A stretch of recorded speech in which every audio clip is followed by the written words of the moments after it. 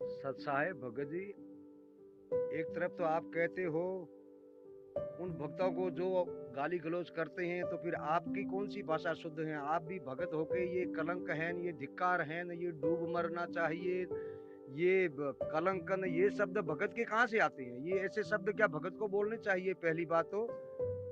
और रही बात किसान आंदोलन के समर्थन की, तो हमने नकली किसान आंदोलन के समर्थन का बात कही है। और इसमें आप देख लीजिए, अगर एक भी किसान हो जाए आंदोलन में, तो आप कहो वैसे कर लो। यही की यही एक महिला जो दिल्ली के अंदर आंदोलन में 100 दिन तक थी, वही की वही महिला इस किसान आंदोलन में जंतर मंतर पे खड़ी है। ये सारे के सारे कांग्रेसी आतंकवाद संगठन के सारे सदस्य हैं, एक भी किसान नहीं है इसमें। इतना आप हमें डराओ मत, क्योंकि हम भी, अगर आप आपकी टीम के साथ में नहीं रखना चाहते हो तो कोई प्रॉब्लम नहीं, मगर सच हम कहने से नहीं डरेंगे, चाहे आप हो चाहे कोई भी हो। सच है। बंदी छोड़ सतगुरु रामपाल जी महाराज जी की जय हो। सत्साई भगत जी, वैसे मैंने बहस करना और ये तर्क वितर्क करना फालतू के लोगों के साथ में और फालतू की बातों पे मैंने काफ़ी समय पहले छोड़ दिया है। इसीलिए मैंने सतगुरुदेव जी की प्रेरणा से ये वीडियो बनाने का तरीका अपनाया है। लेकिन आप काफ़ी दिनों से आप जिस सच्चाई के साथ थे, और दास ने सोचा कि शायद आप बहुत सारी चीज़ों को समझ चुके होंगे हम सत्सेवकों की संगति करके। लेकिन परमेश्वर कहते हैं कि भाई, मालिक की वाणी है कि 100 वर्ष करो संगत संतों की, पत्थर का जल में क्या भीजे, एक चंदन बन में रंग ला दे, बांस बिटम्बी ना सीजे। तो दास का आप जी से कोई तर्क वितर्क नहीं है। जैसा आपको समझ में आए वैसा आप कर सकते हो। पंजाब से लेके हरियाणा होते हुए और लाखों की संख्या में जो माता बहनें बुजुर्ग जो पंजाब से चल के जो आ रहे हैं, वो आपको कांग्रेसी नजर आ रहे हैं। बहुत अच्छी बात है। जैसी आपकी दृष्टि वैसी आपको सृष्टि नजर आएगी। आपको जैसा उचित आए आप जी वैसा कर सकते हो। मेरा कोई विरोध नहीं है इससे। आप करो ना करो, मैंने कोई आपका समर्थन थोड़ी मांगा कि आप किसानों का, आप आंदोलन का समर्थन करो। मत करो, आपको समझ में आए तो करो, नहीं तो मत करो। और मेरे ऊपर उंगली उठाने को आपको क्या अधिकार है बड़े भैया? मैं तो कुएं में पढ़ूंगा, आप भी पढ़ोगे मेरे पीछे। समझ में आता तो फॉलो करो, नहीं आता तो चुपचाप रहो, अपना काम करो। तो दास ने आपको आपको कब कहा कि आप मेरा समर्थन करो? भाई, इस ज्ञान को समझ के जो मुझे अच्छा लगेगा मैं वो करूंगा, और इस ज्ञान को समझ के मुझे जो अच्छा लगेगा कि कौन व्यक्ति सही कर रहा है कौन व्यक्ति गलत कर रहा है, मैं उसका विरोध भी करूंगा, मैं उसका समर्थन भी करूंगा। पवन दास ने आपको ये कब कहा कि आप मेरे पीछे चलो? और मेरी बातों को ज़्यादा गहनता से आप लोगों ने महत्व दिया, यही कारण है ये आपके दुख का, आपके ये दर्द का। मैं तो सदा से ये कहता आ रहा हूं कि पवन दास के पीछे चलोगे मार खाओगे, कुएं में गिरोगे। पवन दास की केवल उन्हीं बातों का समर्थन करो जो बातें परमात्मा के ज्ञान आधार से आपको सही लगती है, आपकी बुद्धि विवेक के अनुसार। मेरे पीछे क्यों चलते हो भैया? मैं तो कल को पता नहीं किस चीज का समर्थन करूंगा। तुम्हें अच्छा लगे तो करो, नहीं तो मत करो। गुरु जी ने क्या बताया? यहाँ पे गोबर भी है, यहाँ पे शहद भी है। अब ये तो खाने वाले पे निर्भर करता है ना, गोबर खाना कि शहद खाना है। तो पवन दास क्या कर रहा है क्या नहीं कर रहा है, यदि आपको सही लगता है तो ठीक है, नहीं लगता है तो ना ठीक है। तो ये तो आपकी अपनी बुद्धि विवेक के ऊपर है भैया, और मेरा काम कोई बहस करने का थोड़ी है। ये दो शब्द मैंने सिर्फ आपको इसलिए बोल दिए क्योंकि कई वर्षों से आप सत्सेवकों की संगति में थे, तो दास ने सोचा शायद आपकी कुछ बुद्धि खुल गई होगी, परमात्मा ने आपका थोड़ा बहुत कुछ ज्ञान योग खोल दिया होगा। लेकिन आप जियों की स्थिति आज भी वही है जो संत रामपाल जी महाराज जी के विषय में उन्हीं के भक्तों की कई वर्षों तक संगति करके रही। क्योंकि कई वर्षों तक संत रामपाल जी महाराज जी की संगति करने के बाद भी वो लोग संत रामपाल जी महाराज जी के गांव वालों के कहने से, उनके साथियों के कहने से कि ये तो रामपाल था, अरे तो जे था, हमारे साथ ही नौकरी थी, अरे रामपाल का खेत तो हमारे खेत के साथ में लगता, भैया हमें पता ना इसके क्या है क्या नहीं है, आज वो भगवान बन के बैठ गया। तो जो लोग कई वर्षों से गुरु जी की संगति में थे और उन मूर्खों की बातों पर यकीन करके वो गुरु जी को छोड़ गए, इसलिए परमात्मा सत्संगों में रोया करते थे कि नालायकों, तुम्हारी बुद्धि फिर कब खुलेगी? कब तुम एक दूसरे पे विश्वास करना सीखोगे? कब तुम मेरे ज्ञान को आधार बना के सही गलत का निर्णय करना सीखोगे?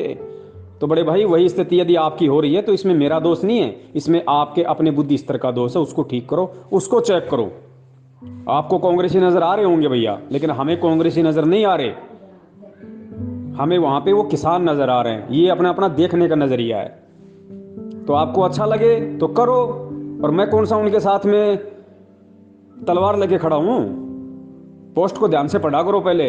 दास ने क्या कहा कि वो अपने हक की लड़ाई लड़ रहे हैं, और वास्तव में किसान अपने हक की लड़ाई लड़ रहा है। सत्य की लड़ाई लड़ रहा है। तो दास ने सोशल मीडिया पे उनका समर्थन किया है कि जिस प्रकार भारतीय मीडिया जो बिकी हुई है, जो सरकार के दबाव में आके किसानों की आवाज को नहीं उठा रही है, तो सोशल मीडिया सबसे बड़ा प्लेटफॉर्म है। तो सोशल मीडिया के माध्यम से दास ने यह कहा कि दास उनका समर्थन करता है, उनकी बात को आगे पहुंचाने की दास कोशिश करेगा, क्योंकि वो सच के साथ है, और जो सच के साथ होता है भगवान उसके साथ में होता है। ध्यान रखना इस बात को। ये सबके अपने अपने विचार हैं कि कौन कितना मूर्ख बन के रहना चाहता है, कौन कितना अंधा बन के रहना चाहता है, और कौन किस आधार से। क्योंकि भगत जी हम सामाजिक प्राणी, हम समाज में रहते हैं। ध्यान रखना, आपको यदि समाज में रहना है तो आपको बहुत सारी बातों का ध्यान रखना पड़ेगा। किसान एक सामाजिक प्राणी है, आप भी एक किसान परिवार से हो, आप नहीं तो आपके रिश्तेदार होंगे।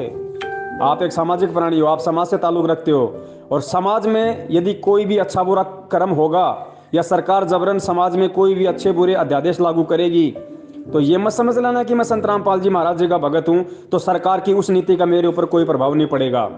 उन लोगों से ज्यादा प्रभाव पड़ेगा, क्योंकि एक तो सरकार का अध्यादेश, उल्टा आप लोग अपनी मूर्खता के चलते समाज से दूर, आप लोगों के ऊपर दोहरी मार पड़ेगी।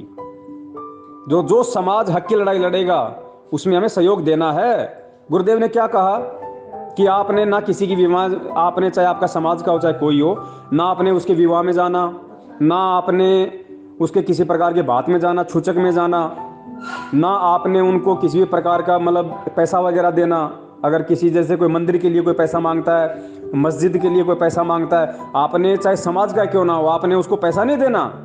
लेकिन दूसरी तरफ गुरुजी ने यह भी तो कहा है कि वही समाज वाले यदि सार्वजनिक काम के लिए गांव में यदि कोई सड़क बनवा रहे हैं, यदि कोई प्याऊ बनवा रहे हैं, यदि गांव वाले मिलके समाज के लिए यदि कोई धर्मशाला बनवा रहे हैं, यदि कोई गंदे पानी की निकासी के लिए यदि कोई नाली वगैरह निकलवा रहे हैं, तो गुरुजी ने क्या बताया कि आपने भी सहयोग करना है उसमें बराबर का, क्योंकि उन चीजों का उपयोग आप भी करोगे, इसलिए आपने उन चीजों में उन गांव वालों को पैसे देके सहयोग करना है।